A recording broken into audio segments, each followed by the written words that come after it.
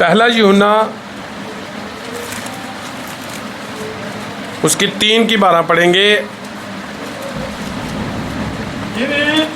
ਜਿਵੇਂ ਨਹੀਂ ਜਿਵੇਂ ਕਾਇਨ ਉਸ ਦੁਸ਼ਟ ਸੀ ਅਤੇ ਆਪਣੇ ਭਰਾ ਨੂੰ ਮਾਰ ਸੁੱਟਿਆ ਅਤੇ ਕਿਉਂ ਉਹਨੂੰ ਮਾਰਿਆ ਇਸ ਲਈ ਜੋ ਉਹਦੇ ਕੰਮ ਬੁਰੇ ਅਤੇ ਉਹਦੇ ਭਰਾ ਦੇ ਕੰਮ ਭਲੇ ਸਨ। आमीन। आइए हम दुआ करेंगे। स्वर्गीय पिता प्रभु यीशु मसीह, तेरा वचन पढ़े जाने पर सबको बरकत मिले, सबको आशीष मिले। दुआ को प्रभु यीशु मसीह के नाम से मांगते हैं, आमीन। आप सब बैठ सकते हैं।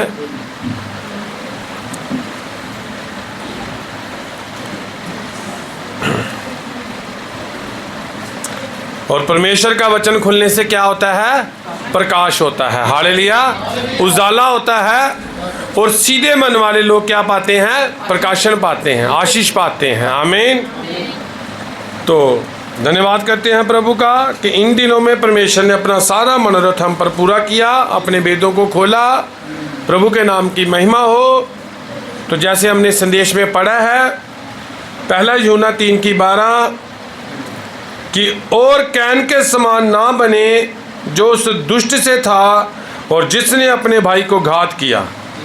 और उसे किस कारण घात किया? इस कारण कि उसके काम बुरे थे और उसके भाई के काम धर्म के थे, आमीन। दुष्ट और पापी में अंतर है, ये आप सब जानते हैं। पापी अपने पाप में दशा को पहचान कर मसीह की ओर फिर जाता है और पापों से क्षमा पा लेता है परमेश्वर के वचन की आज्ञाकारी करके, आमीन। पापी क्या करता है? जब उसे पता चलता है कि मैं पापी हूँ, मैंने पाप किए हैं और मैं जन्म से ही पाप में मेरा जन्म हुआ है, तो वो जब वचन को सुनता है तो वो मसीह की ओर फिरता है और अपने पापों से निजात पा लेता है। पापी का छुटकारा है लेकिन दुष्ट का छुटकारा नहीं है। कि जितने मर्जी पाप किए हों वो बचाया जाएगा, लेकिन दुष्ट पर अगर दया भी की जाए तो वो बचाया नहीं जा सकता, क्योंकि धर्म के काम करेंगे और दुष्टता ही करते जाएंगे, हालेलुया। तो कैन के बारे में लिखा है कि कैन किससे था? उससे दुष्ट से था। कैन उससे दुष्ट से था। दुष्ट शब्द किसके लिए प्रयोग किया गया है बाइबल में? शैतान के लिए, हालेलुया। किसके लिए शब्द इस्तेमाल किया गया है? शैतान के वंश के लिए। और दुष्ट कभी भी बचाया नहीं जा सकता। एक ही पेड़ पर दो तरह के फल नहीं लग सकते, आमीन, हालेलुया। एक ही बीज दो तरह का फल नहीं ला सकता। अगर कैन आदम का बेटा था, आमीन, क्योंकि हम उत्पत्ति निकालेंगे हम 4 अध्याय।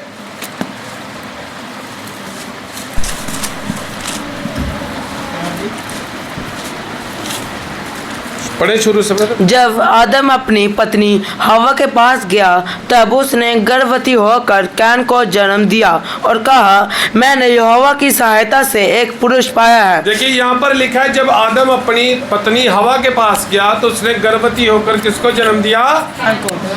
तो लोग इस बात को ऐसे ही पढ़कर अंदाजा लगाते हैं कि कैन किसका बेटा था? आदम का बेटा था, आमीन, हालेलुया। कैन किसका बेटा था? आदम का बेटा था। लेकिन बाइबल वेदों में लिखी गई है, दृष्टांतों में लिखी गई है। वेदों में लिखी गई है, दृष्टांतों में लिखी गई है। जब हम प्रेरितों का काम 17 अध्याय पढ़ते हैं तो वहां पर लिखा है कि जब संत पौलुस बिरिया में गया, कहां पर गया? बिरिया देश में गया। हम निकालेंगे रसूलों के कर्तव्य 17 का 10। भाइयों ने तुरंत रात ही रात पौलुस और सिलास को बीरिया भेज दिया और वह वहां पहुंचकर यहूदियों के आराधनालय में गए। ये लोग तो थिस्सलुनीके के यहूदियों से भले थे और उन्होंने बड़ी लालसा से वचन ग्रहण किया और प्रतिदिन पवित्र शास्त्रों में ढूंढते रहे कि ये बातें जो ही है कि नहीं। अब जब संत पौलुस बिरिया में गया तो वहाँ पर जो लोगों ने उससे वचन सुना तो वो बड़े भले लोग थे, जिज्ञासु लोग थे, वचन को जानने की प्यास से भरे हुए थे।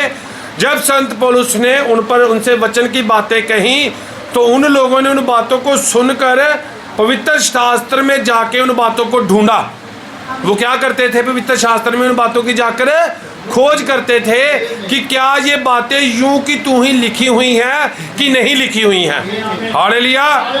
ये बात ये लिखी हुई है बाइबल में कि वो लोग क्या करते थे? वचन की खोज करते थे, ढूंढते थे। और वचन में लिखा है जो ढूंढेगा वो पाएगा। आमीन। तो क्या आज हम जब वचन को सुनते हैं तो क्या हम ढूंढते हैं बाइबल में? क्या हम उसकी खोज करते हैं? क्या हम इसको एक किताब की तरह पढ़ते जा रहे हैं? अगर कैन दुष्ट की ओर से था तो आदम जिसे परमेश्वर ने अपने स्वरूप में बनाया था, हालेलुया। जब हम लूका 3:38 पढ़ते हैं तो वहां पर वंशावली लिखी गई है यीशु की, तो उसमें लिखा है आदम जिसे परमेश्वर ने अपने स्वरूप में बनाया था। आमीन, हालेलुया। अगर आदम को परमेश्वर ने अपने स्वरूप में बनाया था तो फिर वो दुष्ट नहीं हो सकता। फिर वो हम निकालेंगे लूका 3:38, लूका 3:38। और वह अनोश का और वह शेत का और वह आदम का और वह परमेश्वर का पुत्र था। आदम किसका पुत्र था? परमेश्वर का। परमेश्वर का पुत्र था। आमीन। तो फिर ये दुष्ट कहां से आ गया? कि कैन उस दुष्ट की ओर से था। आमीन। कैन उससे दुष्ट की ओर से था। अगर कैन आदम का पुत्र होता तो उसे दुष्ट कभी भी कहा नहीं जाता, क्योंकि कैन के काम क्या थे? बुरे थे। और हाबिल के काम क्या थे? अच्छे काम थे। आमीन, हालेलुया। तो ये बात हमें देखनी होगी कि कैन और हाबिल, इस्लाम धर्म में हाबिल और काबिल कहा जाता है। हाबिल और काबिल कहा जाता है। और वो ये भी मानते हैं कि जो हाबिल था, हालेलुया, वो धर्म के काम करता था, और जो काबिल था वो गुस्सेला व्यक्ति था, वासना से भरा हुआ व्यक्ति था। जो उनका प्रकाशन है, जो उनका कुरान कहता है कि जो काबिल था वो वासना से भरा व्यक्ति था। वो अपनी बहन जो आदम की बेटी थी, छोटी बेटी थी, उसके प्रति वासना में इतना भर गया जो मैं उनका प्रकाशन बता रहा हूँ आपको कुरान का। आमीन। कि वो इतना वासना से भर गया कि जब आदम ने कहा कि मैं अपनी इस बेटी की शादी अपने बेटों से करवाऊंगा, तो वो उससे शादी करने के लिए इतना गुस्से में आ गया कि उसने कहा कि आदम ने कहा कि जिसकी भेंट यहोवा स्वीकार करेगा, उससे मैं अपनी बेटी की शादी कर दूंगा। ये कुरान कहती है, ये इस्लाम वाले कहते हैं। तो कैन इतने गुस्से से भर गया क्योंकि उसकी भेंट स्वीकार नहीं की गई, तो उसने किसका कत्ल कर दिया? हाबिल का कत्ल कर दिया। ये उनका प्रकाशन है। हालेलुया। ये किनका प्रकाशन है? उनका प्रकाशन है। आमीन। देखिए हाबिल क्या था, कैन क्या था? खेती बाड़ी करने वाला। कैन क्या बना? खेती बाड़ी करने वाला। अब उत्पत्ति में जाकर पढ़े इसको 4 अध्याय को। और हाबिल क्या बना? चरवाहा बना। कैन के वंशजों ने क्या की? आविष्कार किए लोहे के कामों का, तांबे के, पीतल के कामों का। वो वैज्ञानिक बने आगे जाकर। भाई ब्राह्मण ने क्या कहा? कैन के वैज्ञानिक क्या बने? वंशज आगे जाकर वैज्ञानिक, साइंटिस्ट, प्रयोग करने वाले।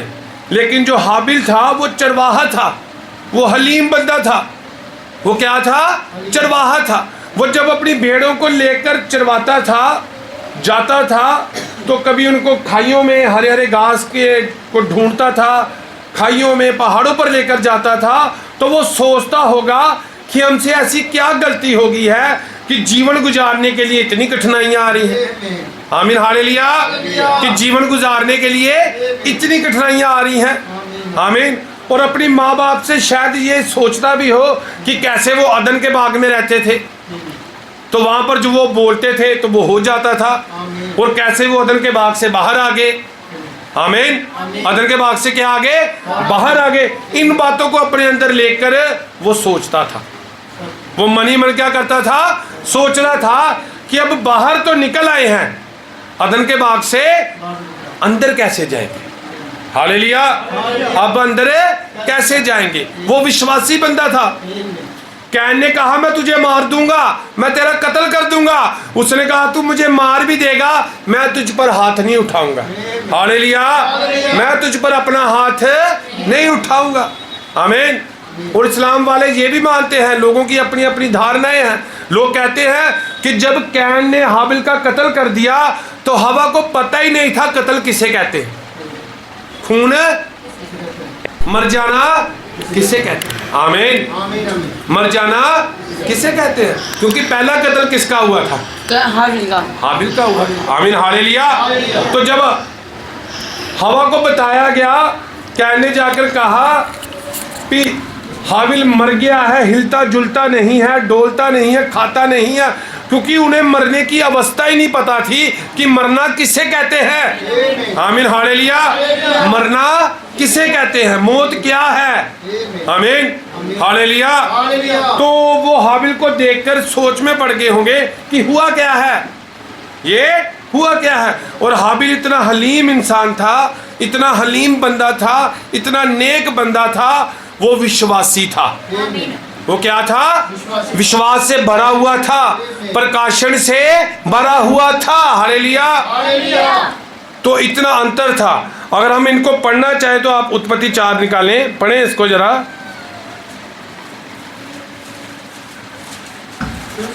हाँ जी पढ़ें। जब आदम अपनी पत्नी हवा के पास गया तब उसने गर्भवती होकर कैन को जन्म दिया और कहा मैंने यहोवा की सहायता से एक पुरुष पाया है। फिर उसने उसके भाई हाबिल को भी जन्म दिया। हाबिल भेड़ बकरियां का चरवाहा बन गया, परंतु कैन भूमि पर खेती करने वाला किसान बना। कुछ दिनों के पश्चात कैन यहोवा के पास भूमि की उपज में से कुछ भेड़ ले आया और हाबिल भी अपनी भेड़ बकरियों के कई और पहलौठे बच्चे भेड़ चराने ले आया और उनकी चर्बी भेड़ चढ़ाई। तब यहोवा ने हाबिल और उसकी भेड़ को तो ग्रहण किया, परंतु कैन और उसकी भेड़ को उसने ग्रहण ना किया। इसलिए जो व्यक्ति प्रकाशन के विदाउट है उसको यहोवा ग्रहण नहीं करेगा। हालेलुया। जो व्यक्ति प्रकाशन के विदाउट है उसको यहोवा ग्रहण नहीं करेगा, चाहे पूरी पूरी रात दुआएं करते रहे, जितने मर्जी बड़े पंडाल लग जाए। आमीन। कैन ने ऐसा ही किया, विश्वासी था, यहोवा को प्रसन्न करना चाहता था। अपनी फसल की पहली उपज लेकर गया, सुंदर सुंदर फल लेकर गया, सुंदर अनाज लेकर गया, फूल लेकर गया, आकर्षण लेकर गया, अट्रैक्टिव करना चाहा उसने परमेश्वर को, खूबसूरती दिखानी चाहिए उसने परमेश्वर को। आमीन। हालेलुया। ये बातें की उसने, बड़ा स्टेज लगाया, बड़ी वेदी बनाई, सजाया, सजावट। ये सब किसकी ओर से थी? कैन की ओर से थी। आमीन। लेकिन जो हाबिल वो प्रकाशन से भरा था, हलीम था, चरवाहा था, परमेश्वर का भय मानने वाला था। वो क्या कर रहा है? एक भेड़ को, सबसे उत्तम भेड़ को जो उसने देखी कि जो सबसे उत्तम भेड़ है मेरी, उसको खींच कर ला रहा है। आमीन। हालेलुया। और मिट्टी से लथपथ है वो भेड़, पसीने से लथपथ है हाबिल। आमीन। पसीने से लथपथ कौन है? हाबिल। मिट्टी से लथपथ है वो भेड़, भेड़ करा रही है। हालेलुया। हाबिल खींच के ला रहा है, चकमक का एक पत्थर लिया, उससे उसका गला काट रहा है। देखने में सुंदर नहीं है, देखने में सुंदर नहीं है। देखिए आप उस परिस्थिति को, देखने में कैन की सजावट सुंदर है, कैन की वेदी सुंदर है जो उसने बनाई है। हालेलुया। वो आकर्षित है। आमीन। लेकिन जो हाबिल कर रहा है वो देखने में सुंदर नहीं है। परमेश्वर साधारणता में काम करता है। हालेलुया। वो साधारणता में काम करता है। आमीन। यीशु मसीह का ना स्वरूप था, क्या लिखा है यशायाह 53 में? ना तो कोई उसका स्वरूप था, हालेलुया, ना उसका कोई ऐसा आकार था कि हम उसे प्रिय जाने। वो परमेश्वर का त्यागा हुआ दिखता था। आमीन। हालेलुया। लेकिन हाबिल जैसा भी था, जिस भी परिस्थिति में था, उसके पास प्रकाशन था, लहू का प्रकाशन था। आमीन। उसके पास क्या था?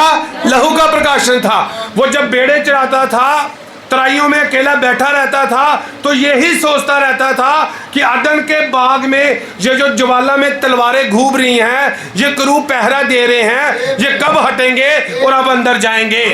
हालेलुया। वो यही सोचता रहता था।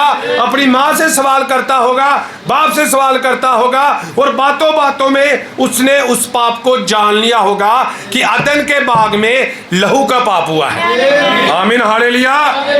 तो जब ये प्रकाशन हाबिल का कैन ने देखा तो कैन ने क्या किया है, हम पढ़ेंगे इसकी 6 पढ़ेंगे। तो यहोवा ने कैन से कहा, तू क्यों क्रोधित हुआ और तेरे मुंह पर उदासी क्यों छा? क्रोधित हो गया, कैन को गुस्सा आ गया। हालेलुया।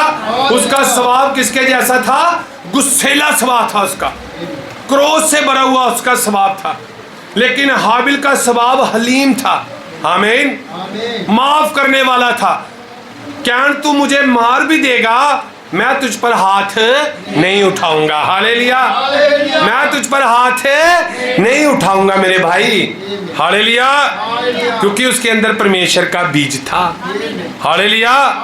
और कैन किसकी ओर से था? दुष्ट की ओर से था। हालेलुया। इस बात को प्रभु यीशु मसीह ने आगे जाके क्लियर किया है। इस बात को यीशु मसीह ने इस बात को क्लियर किया। आगे पढ़ेंगे। और यहोवा ने कैन से कहा, तू क्रोधित हुआ और तेरे मुंह पर उदासी क्यों छा गई है? यदि तू भला करे तो क्या तेरी भेंट ग्रहण न की जाएगी? भला करे। अब कैन ने बुरा क्या किया था? उसने भी वेदी बनाई थी, उसने भी आराधना की थी। आमीन। उसने भी क्या की थी? आराधना की थी, वेदी बनाई थी। तो उसने बुरा क्या किया था? लेकिन परमेश्वर कह रहा है यदि तू भला करे। आमीन हालेलुया। उसने ये बुरा किया था कि उसने अपनी मन मर्जी के साथ परमेश्वर की आराधना करनी चाहिए थी। हालेलुया। अपनी मन मर्जी के साथ परमेश्वर की क्या करनी चाहिए थी? आराधना करनी चाहिए थी। हालेलुया। और परमेश्वर उनसे प्रसन्न होता है जो आत्मा सच्चाई से आराधना करते हैं। हालेलुया। वहां पर यह नहीं लिखा हुआ कि परमेश्वर उनसे प्रसन्न होता है जो आराधना करते हैं, ऐसा नहीं लिखा हुआ। वहां पर लिखा हुआ परमेश्वर उनसे प्रसन्न होता है जो आत्मा और सच्चाई से आराधना करते हैं, जैसे हाबिल ने की थी। हालेलुया। क्योंकि आराधना तो कैन भी कर रहा था, लेकिन परमेश्वर प्रसन्न नहीं हुआ। आज बहुत से हमारे भाई बहन आराधना कर रहे हैं, विश्वास के साथ आराधना कर रहे हैं, पूरे लोग एकदम जोर के साथ आराधना कर रहे हैं, लेकिन परमेश्वर उन पर कृपा करे, दया करे। परमेश्वर उनसे तभी प्रसन्न होगा जब वो आत्मा सच्चाई से करेंगे। आमीन हालेलुया। अपनी मर्जी के द्वारा नहीं है। अपनी मर्जी के द्वारा कोई भी परमेश्वर को प्रसन्न नहीं कर सकता। वो प्रसन्न तभी होगी जब आत्मा होगी और सच्चाई भी होगी। आत्मा जो पेंतीकोस्त के दिन चेलों पर उतरा, और सच्चाई बाइबल में एक ही खुदा है, सच्चा जिंदा एक खुदा प्रभु यीशु मसीह है। हालेलुया। जो ये आराधना करेगा उससे परमेश्वर प्रसन्न होगा। हालेलुया। कहीं भी त्रिएकता बाइबल में नहीं है। बाइबल में त्रिएकता कहीं भी नहीं है। हालेलुया। तो देखना होगा, कैन शुरू से ही गुस्सेला था, अपनी मनमर्जी करने वाला था, वो परमेश्वर की बातों से भागने वाला होगा। हालेलुया। लेकिन था फिर भी विश्वासी। आज भी ऐसे हैं हालेलुया जो नाम ही नहीं सुनना चाहते, जो वचन ही नहीं सुनना चाहते। हालेलुया। ये कैसे विश्वासी हैं जो बाइबल पर विश्वास ही नहीं करना चाहते। आमीन हालेलुया। बाइबल में यीशु का नाम बार बार लिखा हुआ है। बाइबल में यीशु का नाम बार बार लिखा हुआ है, लेकिन 3 परमेश्वरों का नाम नहीं लिखा हुआ है। आमीन हालेलुया। एक परमेश्वर की बाइबल बात करती है, वो लोग मानना नहीं चाहते जो अंदर की बात है। हालेलुया। जो बाइबल से बाहर की बात है, 3 परमेश्वरों की, त्रिएकता की, उसे मानना परमेश्वर के विरोध करने के बराबर है। आमीन। तो कैन किसका बेटा था? उस दुष्ट का बेटा था, वो आदम का बेटा नहीं था। हालेलुया। और जो हाबिल था वो चरवाहा था, वो आदम का बेटा था, आदम का बीज था, वो स्वभाव से ही प्रकाशन से भरा हुआ था। आमीन हालेलुया। क्योंकि भेड़ के लिए एक ही शब्द बड़ा है, दुल्हन के लिए एक ही शब्द बड़ा है। आमीन।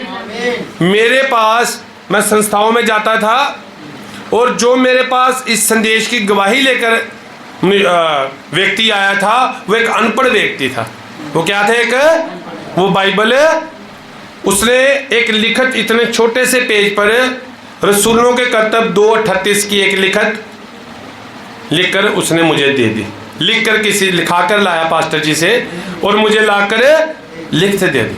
आमीन। तो बस मैंने वो पढ़ी और वचन को खोजना शुरू कर दिया। हालेलुया। उस एक लिखत ने मेरे जीवन में काम कर दिया, मुझे समझाने की ज्यादा जरूरत नहीं पड़ी।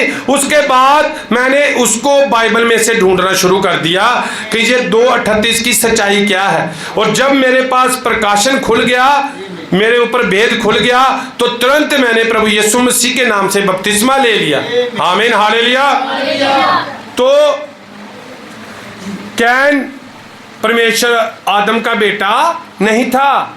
आज लोग कैन को आदम का बेटा समझते हैं, लेकिन कैन आदम का बेटा नहीं था। हम निकालेंगे पहला इतिहास, उसकी एक लिखत पढ़ेंगे।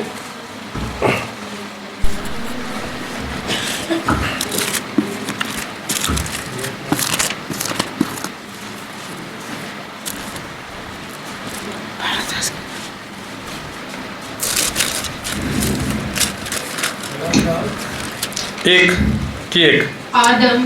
आदम शेत एनोश। ऊपर पढ़ेंगे क्या लिखा हुआ? आदम से अब्राहम तक। आदम से अब्राहम तक वंशावली।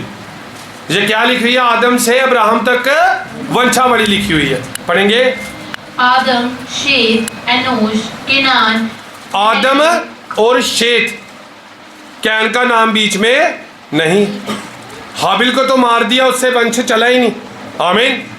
हाबिल को तो मार दिया, वंशावली वो है जिससे आगे वंश चले। हाबिल तो मर गया, उससे वंश चला नहीं। लेकिन कैन का नाम बीच में क्यों नहीं? आदम की वंशावली में कैन का नाम नहीं है। उत्पत्ति 5 निकाले। आदम की वंशावली ये है, जब परमेश्वर ने मनुष्य की सृष्टि की तब अपने ही स्वरूप में उसको बनाया। उसने नर और नारी करके मनुष्यों की सृष्टि की और उन्हें आशीष दी और उनकी सृष्टि के दिन उनका नाम आदम रखा।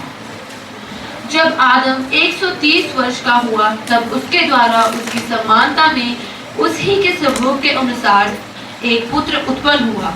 उसने उसका नाम शेत रखा। कैन का नाम बीच में है ही नहीं। कैन का नाम उस बीच में है ही नहीं है ना। पहले इतिहास 1 में देखेंगे आप, तब भी कैन का नाम बीच में नहीं है। और लूका 3:38, आदम किसका पुत्र था? परमेश्वर का पुत्र था।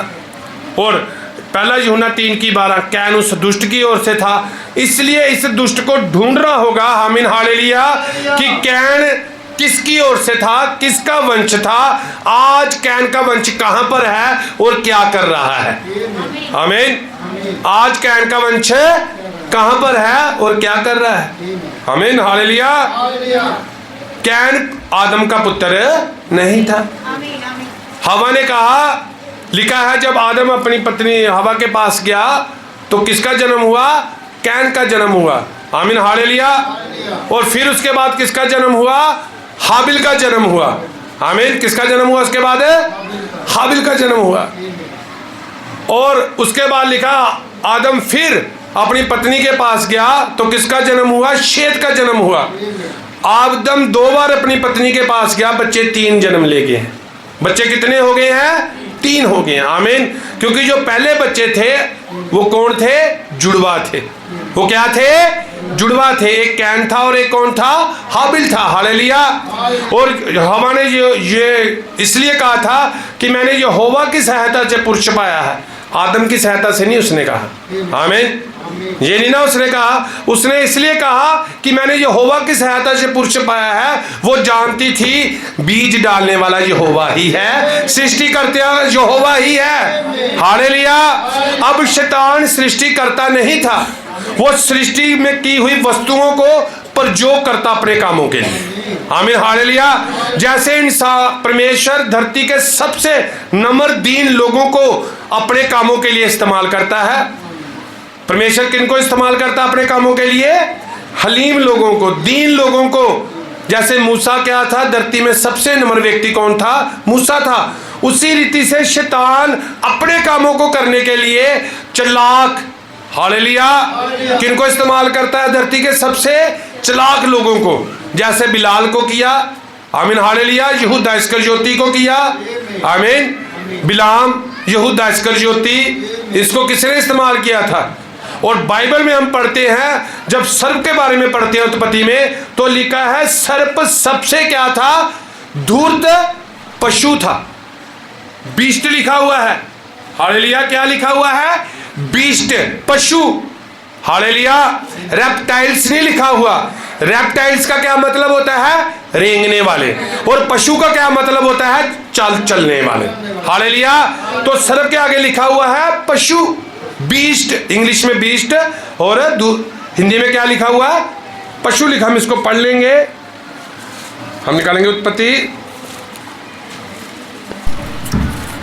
3। परमेश्वर ने जितने बनेले पशु बनाए थे, उन सब में सर्पदूत था। सर्प क्या था? पशु बनाए थे। रेप्टाइल्स ने कहा। पशु का मतलब होता है जो अपने टांगों से चलते हैं, आमीन, जानदार। बीस्ट, बीस्ट का मतलब होता है ताकतवर, हालेलुया। तो सांप उस समय पशु था, रेप्टाइल्स नहीं था। जब परमेश्वर ने सर्प को श्राप दिया तो फिर वे पशु से बदलकर रेप्टाइल बन गया।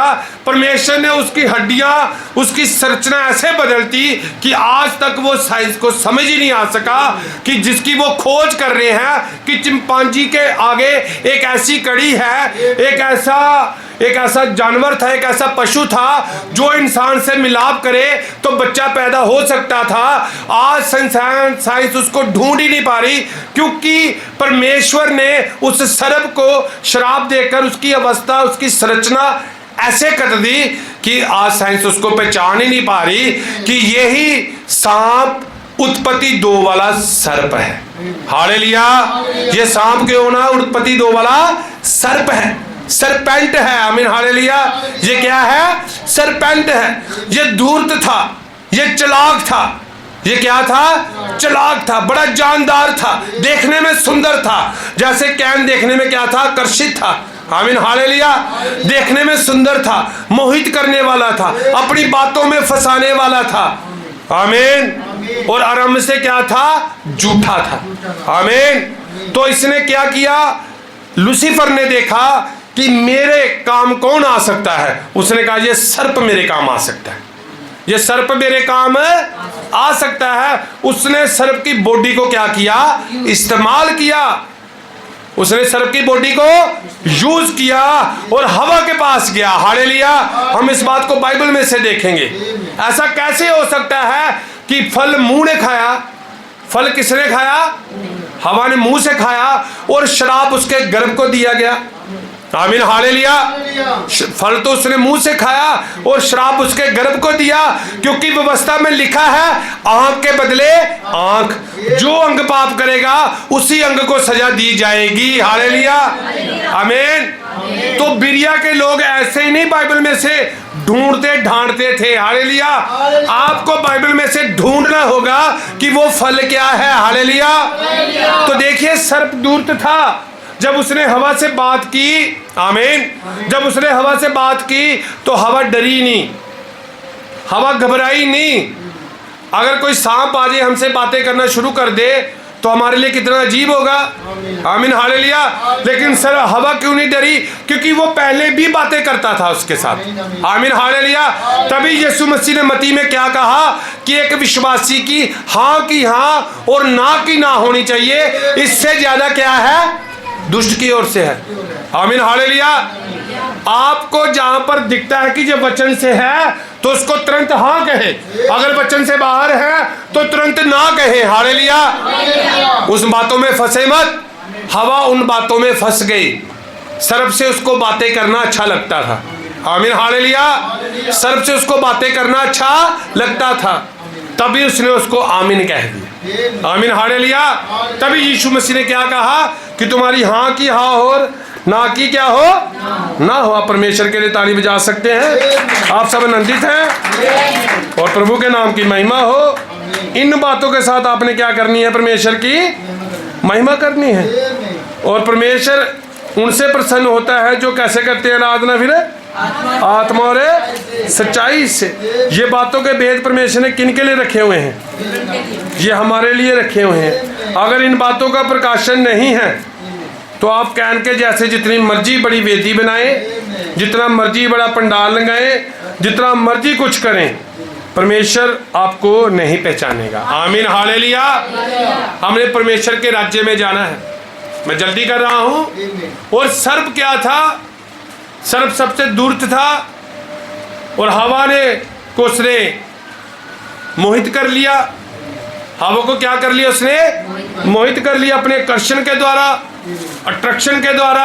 आप सांपों को देखें, उनके रंग कैसे होंगे? नीला, लाल, हरा। हालेलुया। कैसे उनके आकर्षक अट्रैक्टिव रंग होंगे, उनके आंखों को चमकदार लगते हैं वो रंग। हालेलुया। तो सर्प ने अपने अट्रैक्शन से किसको कर लिया मोहित? हवा को मोहित कर लिया। आमीन, हालेलुया। और जब हवा भरमाई गई, हवा से पाप हो गया। आमीन, हालेलुया। लूसीफर का बीज सर्प की देह में से हवा में चला गया। ये बात मैं नहीं कह रहा, इन बातों के प्रूफ हैं। सरपेंट सीड के क्या हैं? प्रूफ हैं। अगर आप द लॉस्ट बाइबल, जिसे 1926 में World Pub Corporation Cleveland के द्वारा छापा गया था, इसमें इसके द प्रोटोवेंक्यूलिन शीर्ष के 10वें अध्याय के 1 से 7 पदों में इस रीति से लिखा हुआ है। इस किताब को फिर से आप सुन लें, the lost book of Bible, जिसे 1926 में वर्ल्ड पब कॉरपोरेशन कैलिवीलैंड के द्वारा दोबारा छापा गया था। इसके द प्रोटोवेंक्यूलिन शीर्ष के 10 के अध्याय के 1 से 7 पदों में इस रीति से लिखा हुआ है। इस किताब में आप सर्च करें जाकर।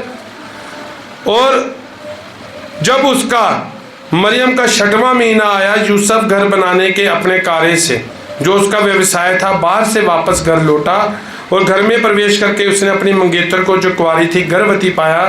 तब अपने चेहरे पर प्रहार कर उसने कहा, अपने प्रभु परमेश्वर को मैंने अपना कौन सा चेहरा दिखाऊं, या इस युवती के विषय में मैं क्या कहूँगा, क्योंकि मैंने उसे अपने प्रभु परमेश्वर के मंदिर में कुंवारी के रूप में प्राप्त किया था, पर मैं उसे सुरक्षित नहीं रख सका। किसने मुझे इस रीति से धोखा दिया? किसने मेरे घर में ऐसी बुराई की और मेरी कुंवारी मंगेतर को बहकाकर भ्रष्ट किया? आदम के इतिहास के अनुसार क्या लिखा आगे? आदम के इतिहास के अनुसार उसके साथ जो घटना हुई थी, क्या वही घटना इस रीति इस स्त्री के साथ तो नहीं हुई? आमीन। क्योंकि अपने तत्कालीन वैभव में वह सर्प आया और हवा को अकेला पाकर उसे भ्रष्ट किया। उसे क्या किया? भ्रष्ट किया। डैनियल पार्कर हुआ, एक भाई हुए, कौन है? Daniel Parker. अप्रैल 6, 1781, दिसंबर 3, 1844 तक उन्होंने सेवकाई की। उनकी सेवकाई थी प्राइम टाइप बैप्टिस्ट चर्च के, वो अगुए थे। उन्होंने इसकी सबसे पहले क्या की थी? सर्पवंश की क्या की थी? खोज की थी। आमीन, हालेलुया। अगर आप यहूदियों का एक ग्रंथ है जोहर, यहूदियों का क्या ग्रंथ है? जोहर है। उसमें भी अगर आप पढ़ेंगे, उसका 136 नंबर पेज पढ़ेंगे, तो उसमें भी ये बात क्लियर कही गई है। उसमें भी ये बात है क्लियर कही गई है सरपेंट सीड के बारे में। हालेलुया। अगर ये बात बाइबल में लिखी हुई है तो बाइबल में एक लिखत में पूरा आसमान भर जाएगा, एक लिखत के प्रकाशन के द्वारा। हालेलुया। ये इतना बड़ा समुंदर है। आमीन, हालेलुया। इतना बड़ा समुंदर है कि इसकी एक लिखत के प्रकाशन की अगर व्याख्या करनी हो एक शब्द की, तो मेरे हिसाब से ये आकाश कम पड़ जाएगा। आमीन, हालेलुया। क्योंकि ये वचन किसी मनुष्य के द्वारा नहीं, परमेश्वर के मुंह से निकले हुए वचन। आमीन, हालेलुया। तो यहाँ पर हम पढ़ते हैं कि परमेश्वर ने किसको श्राप दिया था? सर्प को श्राप दिया। और जब श्राप दे दिया, उसके बाद उसने कहा कि तू मिट्टी चाटेगा। हालेलुया। तू मिट्टी चाटेगा, तू पेट के बल चलेगा। अगर प्रभु ने ये कहा कि तू पेट के बल चलेगा, तो पहले वो कैसे चलता था? आमीन। फिर वो पहले कैसे चलता होगा? हालेलुया। तो स्त्री के वंश को श्राप दिया, मैं तेरे और स्त्री के वंश में क्या करूंगा? व्यार उत्पन्न करूंगा। इसका मतलब दो वंश हैं बाइबल में। बाइबल में कितने वंश हैं? एक सर्प का और एक किसका? स्त्री का वंश है। हालेलुया। अब वंश किससे चलता है? पुरुष से चलता है। आमीन। वंश किससे चलता है? पुरुष से चलता है। स्त्री से वंश कैसे चल सकता है? हालेलुया। ये स्त्री का वंश प्रभु यीशु मसीह था, क्योंकि मरियम ने किसी पुरुष को नहीं जाना, पवित्र आत्मा ने उस पर साया किया, तो एक कुंवारी गर्भवती हुई और उसने एक बेटा जना जिसका नाम यीशु रखा, और वो अपने लोगों को उनके पापों से छुड़ाने वाला बन गया। आमीन। हालेलुया। उसका नाम यीशु रखा। यशायाह ने कहा है उसका नाम इमानुएल रखना। इमानुएल का मतलब परमेश्वर हमारे बीच में है। वो पहले ऊपर था, फिर देह के साथ अपने लोगों के बीच में था, तब वो इमानुएल था। हालेलुया। आमीन। हालेलुया। दाऊद ने क्या कहा? यीशु के जन्म से पहले दाऊद क्या कह रहा है? हे यहोवा, अपने नाम के निमित्त मेरा उद्धार कर। तब तक नाम नीचे नहीं उतरा था। हालेलुया। आज से 2015-20 साल पहले नाम नहीं उतरा था, यीशु नाम नहीं था। लोग कहाँ थे? भेड़ बकरियों के लहू के तले थे। हालेलुया। और यीशु नाम जब उतरा, आमीन, हालेलुया, जब यीशु नाम उतरा तो लिखा है मनुष्य, आकाश और पृथ्वी में कोई और दूसरा नाम ही नहीं है, एक ही नाम है जिसके द्वारा उद्धार है। इसलिए अपना जिसने भी उद्धार पाना है, जिसने भी परमेश्वर की कृपा पानी है, जिसने भी परमेश्वर की दया पानी है, अपना उद्धार करना है, अपने परिवार का उद्धार करना है, उसे प्रभु यीशु मसीह के नाम से बपतिस्मा लेना ही होगा, और कोई नाम है ही नहीं है। हालेलुया। तो देखिए, ये सरपेंट सीड थी, यह सर्प का वंश था, जो उत्पत्ति में क्या आ गया? जिसको श्राप दिया। और हवा को क्या श्राप दिया? अगर वो कौन सा फल है जो खाने से पता लग सकता है कि हमने कपड़े ही नहीं पहने? हालेलुया। हमने कपड़े नहीं पहने। और वो कैसी बात है कि फल मुंह से खाया और परमेश्वर ने हवा को श्राप दिया कि तू अब जब बच्चों को जन्म देगी तो पीड़ा में जन्म देगी। हाबिल यही बातों को देखता था कि मेरी माँ बच्चों को जन्म देती है तो तकलीफ में देती है, परमेश्वर के वचन पूरे हो रहे हैं। हालेलुया। हाबिल यही काम देखता था कि मेरा बाप इतनी मेहनत कर रहा है, अपनी पसीने की रोटी खा रहा है, ऐसा क्यों है? हालेलुया। हाबिल इन्हीं बातों को देखता था, सोचता था और गंभीरता में था कि मेरे माँ बाप ने कौन सा पाप किया है कि हम परमेश्वर की हजूरी से बाहर हो चुके हैं। हालेलुया। वो इन बातों से भरा हुआ था, इन बातों को सोचता था, और तब वो अदन में वापस जाना चाहता था। इसलिए उसने कहा, कैन तू मुझे मारेगा भी तो मैं तुझ पर हाथ नहीं उठाऊंगा। आमीन। हालेलुया। और हैबिल आज तक वो सबसे पहले कौन था? विश्वासी था। वो क्या था? हैबिल विश्वासी था। लूका की इंजील में भी प्रभु यीशु मसीह ने क्या कहा कि इस पीढ़ी से किसका हिसाब लिया जाएगा? हाबिल और यकरजा की मौत का क्या लिया जाएगा? हिसाब लिया जाएगा। और इब्रानियों 11:4 में भी क्या कहा संत पौल ने? इब्रानियों 11:4 में कि जैसे, आमीन, हम पढ़ेंगे इब्रानियों 11:4।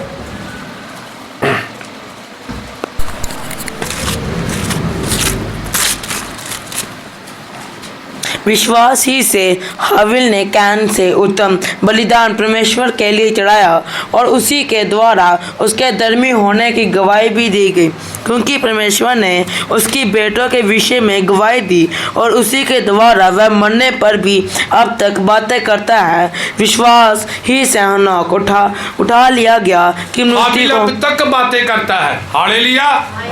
क्या आज हाबिल का वो विश्वास हमारे बीच में बात नहीं कर रहा? हालेलुया।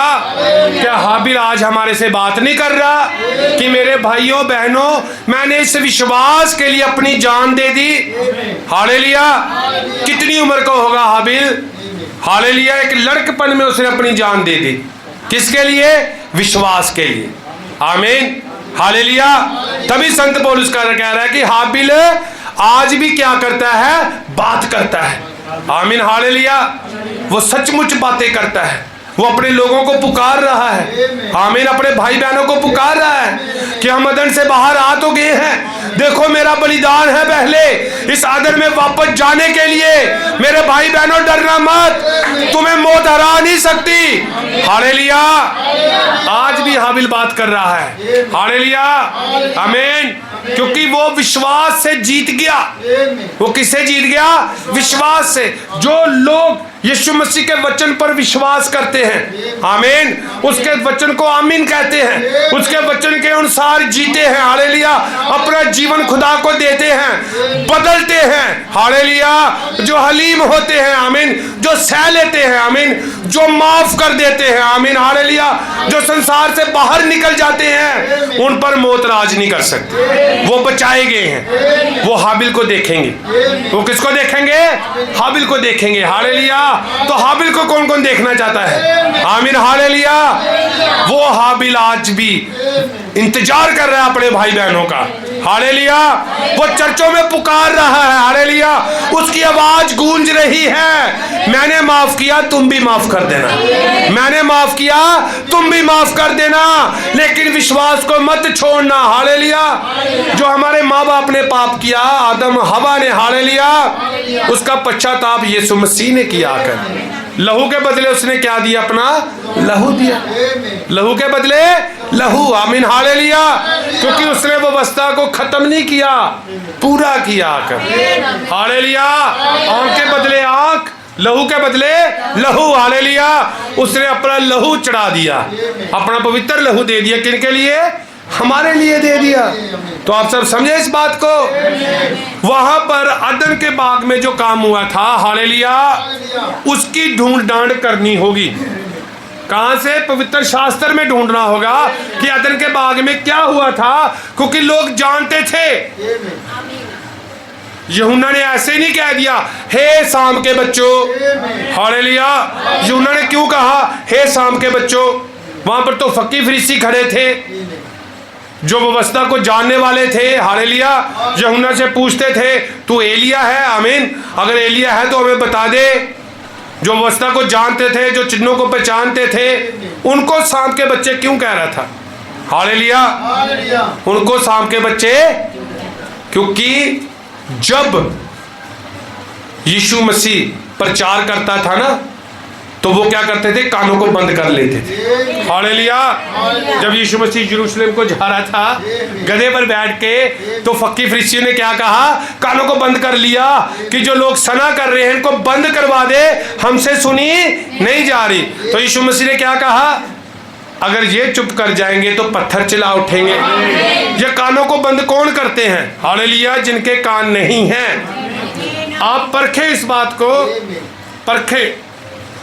यीशु के नाम से नफरत कौन करता है?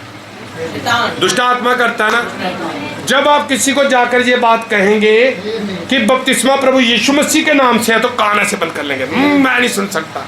हालेलुया। कहते हैं ना ऐसे। ऐसे कौन? और जब दुष्ट आत्मा को हम निकालते हैं तो कौन करता है? दुष्ट आत्मा करती है। हालेलुया।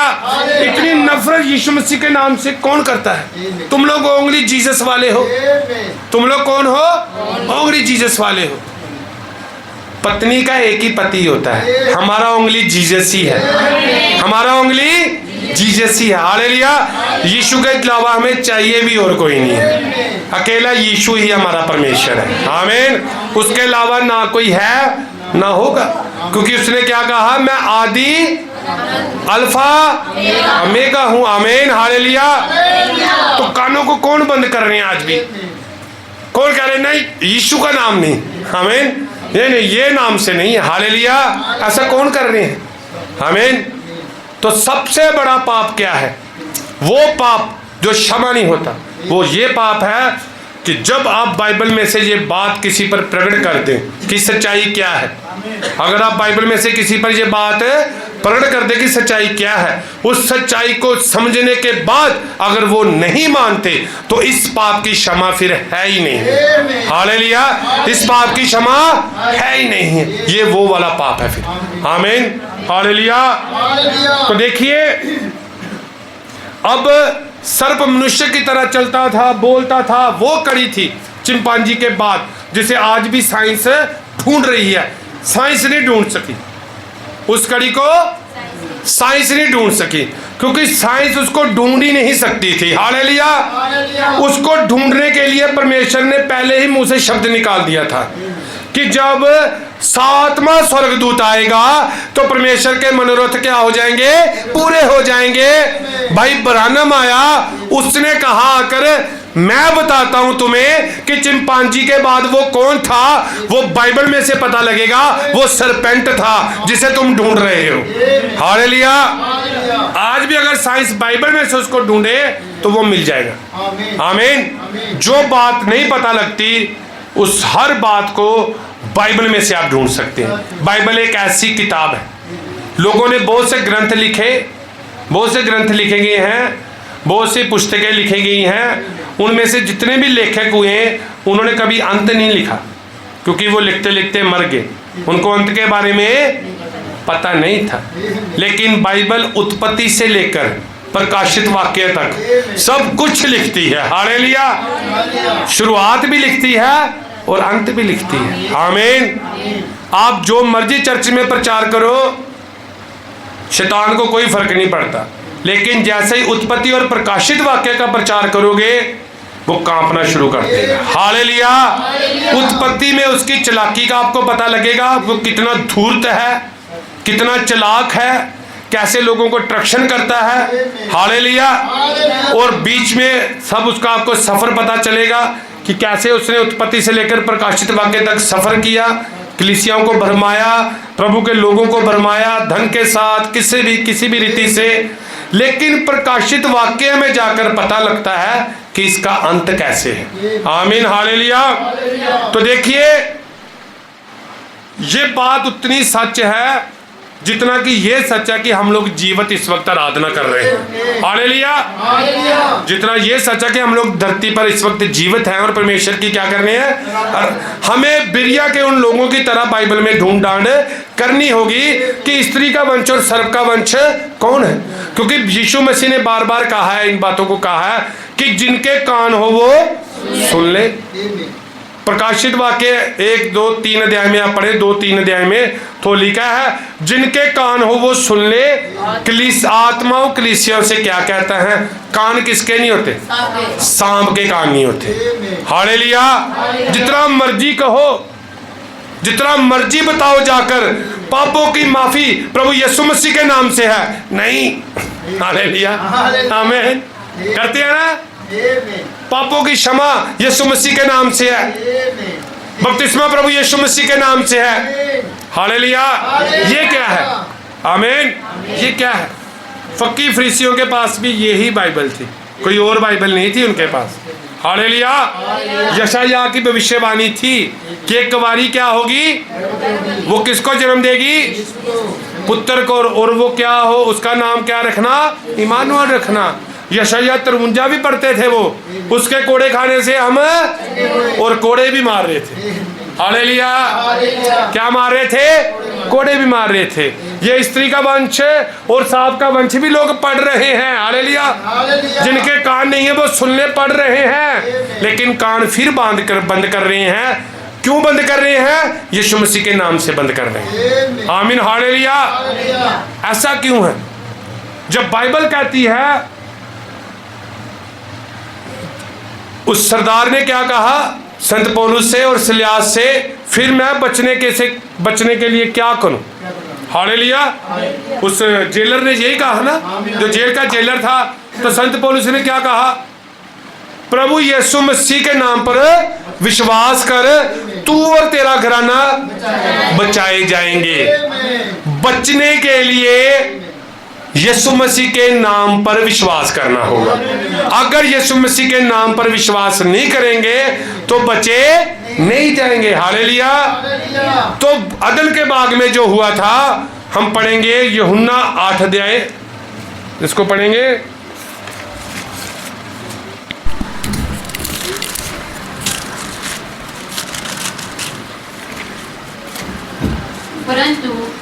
परंतु यीशु जैतून के पहाड़ पर गया। भोर को वह फिर मंदिर में आया। सब लोग उसके पास आए और वह बैठकर उन्हें उपदेश देने लगा। तब शास्त्री और फरीसी एक स्त्री को लाए जो वह 31 पढ़े।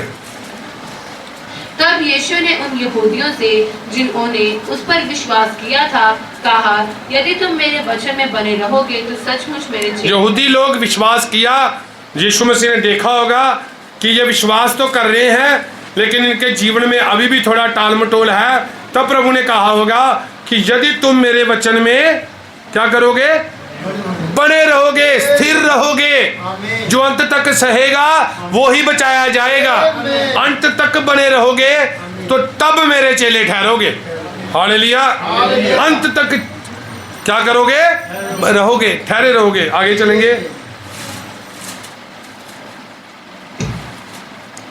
तुम सत्य को जानोगे और सत्य तुम्हें स्वतंत्र। माइक में पढ़े बेटा थोड़ा। तुम सत्य को जानोगे और सत्य तुम्हें स्वतंत्र करेगा।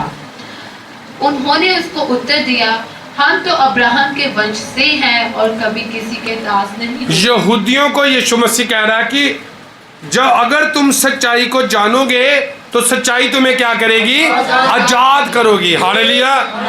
अब यहूदी इस बात में असमंजस में पड़ गए हैं कि कौन सी सच्चाई। हालेलुया। कौन सी सच्चाई ऐसी जो हमें नहीं पता। आमीन। हालेलुया। आगे चलेंगे।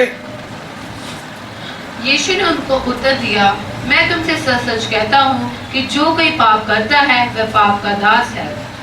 33 पढ़े बेटा पहले।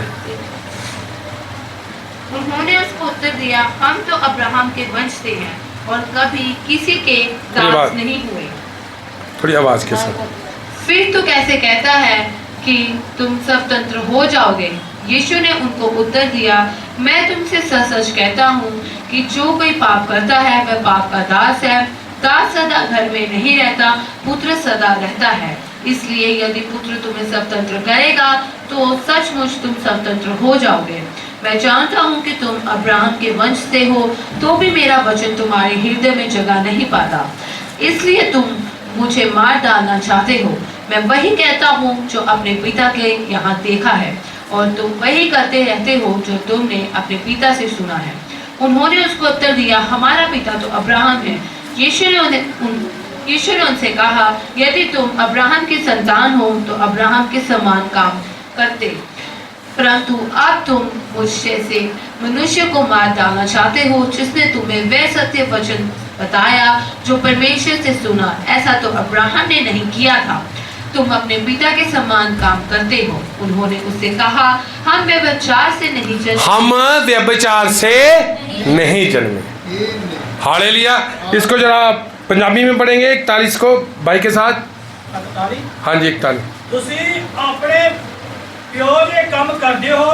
ਉਹਨਾਂ ਨੇ ਉਸ ਨੂੰ ਆਖਿਆ, ਅਸੀਂ हराम दे नहीं हाँ। असी हराम दे नहीं हैं। हालेलुया। हम व्यभिचार से नहीं जन्मे।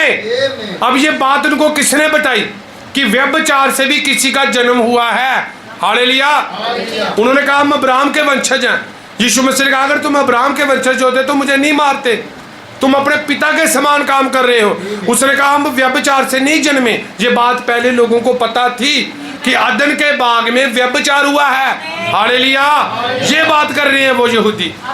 और प्रभु यहाँ पर उस बात को क्या कर रहा है, क्लियर कर रहा है, कैन वाली उस बात को, सर्वकुश वंश को। आगे चलेंगे। साडा पिता एक ओ परमेश्वर है। यीशु ने उन्होंने आख्या, जे परमेश्वर तुहाडा पिता हुंदा तां तुसीं मैनूं प्यार करदे। इसलिए जो मैं परमेश्वर तो निकलिया अते आया हाँ, क्योंकि मैं आप नहीं आया पर उन्हें मैनूं घल्लिया। तुसीं मेरे बोल क्यों नहीं समझदे? इसलिए जो मेरा वचन सुन नहीं सकते, तुसीं अपने प्यो शैतान को हो। तुम अपने पिता शैतान से। हालेलुया। पहले इन्होंने व्यभिचार की बात की, फिर यीशु मसीह ने क्या कहा, तुम अपने पिता, और उससे पहले कहा तुम मेरा वचन सुन ही नहीं सकते। हालेलुया, तुम मेरा वचन सुन ही नहीं सकते। वो भी विश्वासी ही है, ये भी क्या है, विश्वासी। इन्होंने भी विश्वास किया, लेकिन जब यीशु मसीह ने वचन की बात कही तो इनका वंश, इनका बीज बाहर आ गया। हालेलुया, इनका बीज प्रकट हो गया। इन्होंने खुद कह दिया हम व्यभिचार से नहीं जन्मे। हालेलुया, हम व्यभिचार से नहीं जन्मे, हमारा बाप अब्राहम है। और यीशु मसीह ने कहा अगर अब्राहम तुम्हारा बाप होता तो मेरी बात मानते।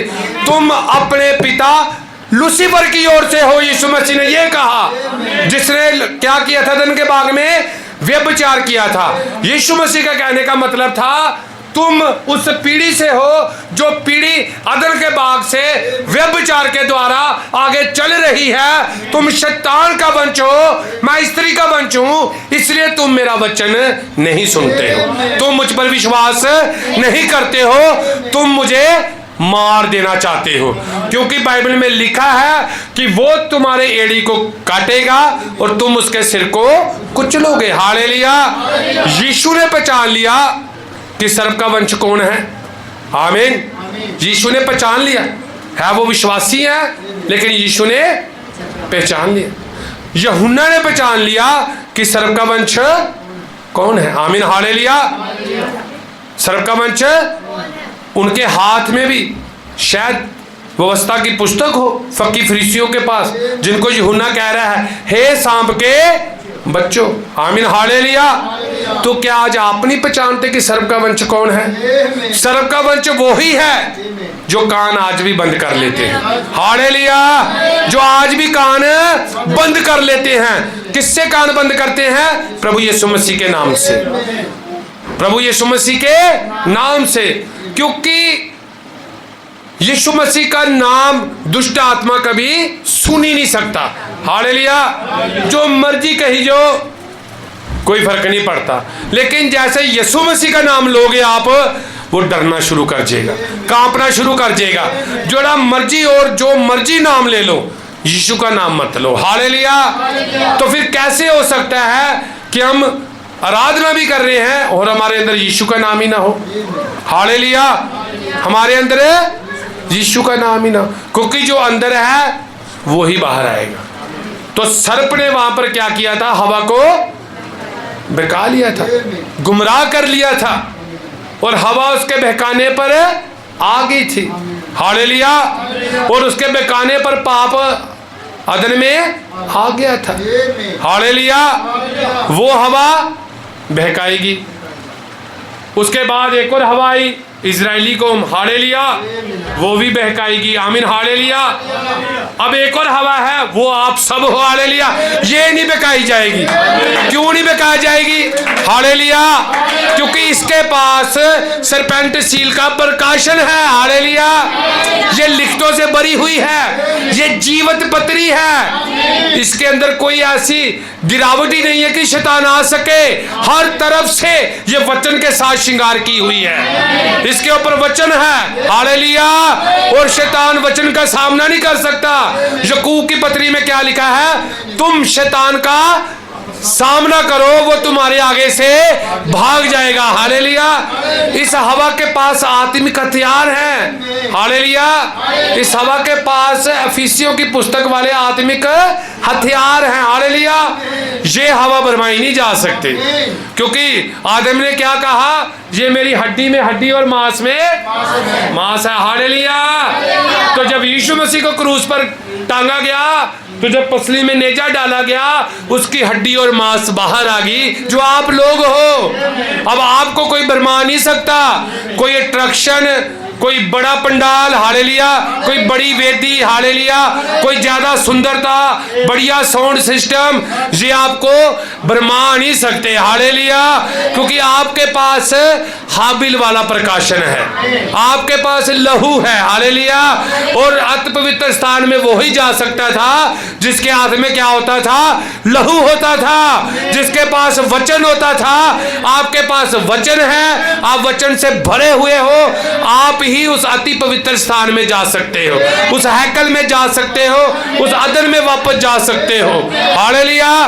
और बाइबल एक सफर है, अदन से हम बाहर आ गए हैं लेकिन हम वापस जा रहे हैं। हम आवाज, यीशु मसीह अपने लोगों में से होकर आवाज मार रहा है, बुला रहा है, ऐ मेरे लोगों, इन लोगों में से बाहर आओ, संसार में से बाहर आ जाओ। जैसे नूह बुला रहा था, बाहर आ जाओ, मैंने तुम्हारे लिए बहुत से घर बना रखे हैं। प्रभु आपको आशीष दे, प्रभु आपको बरकत दे, प्रभु के नाम की महिमा। धन्यवाद, धन्यवाद, धन्यवाद।